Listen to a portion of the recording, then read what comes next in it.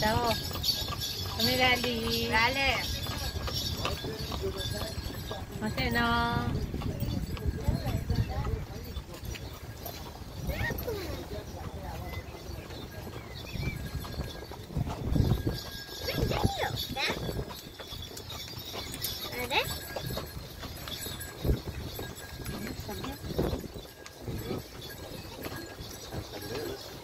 امروز چهارشنبه امروز شنبه است.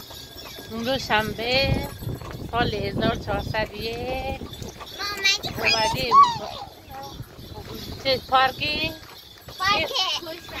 کوی سنگی